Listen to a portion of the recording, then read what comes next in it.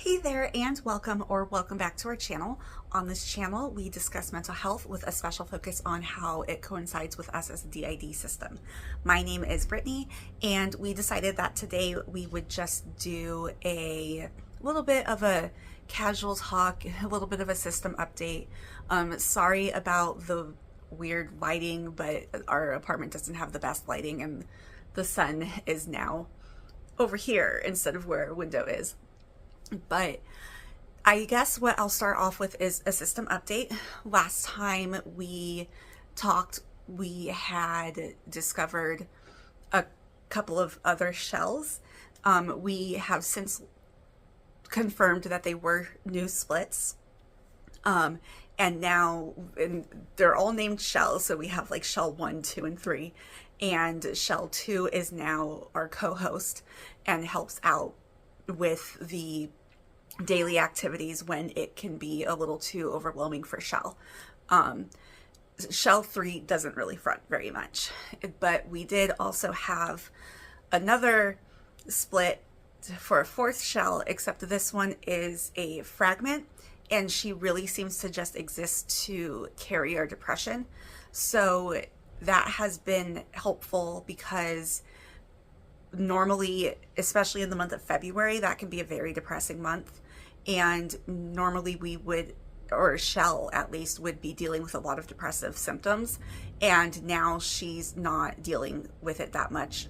She still gets the up and downs that come from the BPD, but the depression that is just a weight for a long period of time, that doesn't seem to be affecting her as much. It sucks to think about, that there's a part of the system that all they experience is the depression, but it is helping the system as a whole. Another thing that we discovered is another alter named Cassidy. She's not a new alter per se, as in she's not a new split. She's just newly revealed to the rest of us. We don't really know where she came from. She is 23 and very bubbly, and I'm sure when she gets the chance that she will make a meet me video. She has not been able to front as much as she would like, so we're trying to figure out how to be able to let her take the front more often. That's going to be difficult because we still don't really control our switches, but we're hoping that we can figure something out. As far as controlling our switches, we have kind of fallen off of tracking switches because we've had a lot of days where we're just really blended. So we don't necessarily know who's fronting, or somebody will front and they'll be out for 10 minutes before they're not fronting anymore. So it hasn't made a lot of sense for us to track it. Because we can't always differentiate who's the one that's in front. But we do, once, if we get out of this blendiness, we will start tracking again, because we really do want to learn how to control the switches. And we're taking polls in the system to find out who wants to front, how often they want to front, and who would really rather just stay internal. And we're hoping that figuring that out, maybe our gatekeeper can, get off his high horse and let us figure out who's going to be in front. So that's something that we are continuing to work on, and we are working with our therapist on as well. The other alters that we don't know anything about and we get full amnesia, they are still there. We still don't know anything about them. We have had a few more episodes of blackout amnesia where we don't remember anything that happened, and we assume that that means one of them was out.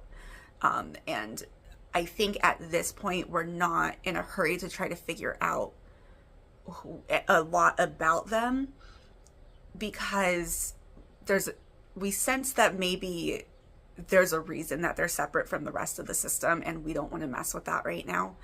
But it would be nice if they wouldn't cause blackout amnesia when they front, because we don't get full amnesia very often. So when it does happen, it's very unsettling for us.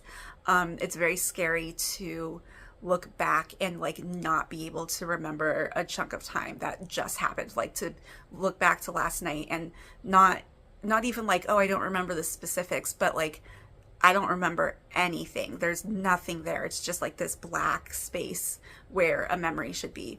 And that's not been a fun thing to deal with. Now, aside from system updates, I did take a look at our New Year's video before I filmed this, and we had moderate hopes, and it's a good thing we kept it moderate.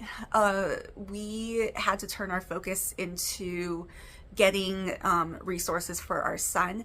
So a lot of our time and energy has been spent doing paperwork, making phone calls, having meetings with people. And the good news is that we qualify for services. It's going to be a 3 to 4 month waiting period for any of them to really take effect. But once they do, it's going to be really helpful for us. And I think it's going to be a very good change. So because that's been our focus, we haven't really been able to focus on like self-reflection. The apartment's still a mess. We haven't done the cleaning we wanted to do. And I would say that we're better at cooking and not ordering as much, or like we were until like a couple weeks ago, where just our fatigue just got really bad. But I'm hoping that that's gonna start to pick up a little bit. I think it would be nice, again, if we could control switches and get some of the alters that have more energy out to take care of things, because at the end of the day, Shell is exhausted and we don't always switch. And so she's exhausted and still has to cook dinner and do the dishes and help with homework and all of those things. And so it can be a lot. And sometimes things, not sometimes, all the time, things fall through the cracks. And it doesn't help that we're always fighting our ADHD when it comes to this as well. Speaking of ADHD, we had an appointment with our psychiatrist that did not go well. Her big thing is she wants us off our meds. She's like, you shouldn't be taking so many meds. The point is to get you as few meds as possible. And we're like, it's taken us 15 years to find this combination of medication that is helpful for us. Like, we really don't want to mess with that, because yeah, it may seem like a lot, but it's kept us stable. And that is not what our typical was in the past. And so we'd rather really not mess with that, but she's kind of focused on that. And then we mentioned that because our previous psychiatrist had upped our Wellbutrin and said that that would help with some of our ADHD symptoms. It did for like a week and then stopped helping. So we brought that up to our psychiatrist, and she was like, well, the ADHD isn't in your file. We're like, what? Because we got diagnosed at 23. So of course that was like 15 years ago. So of course we don't have the paperwork for that. So we are going to have to get reevaluated for ADHD. And then at that time, she will look at prescribing us medication for it.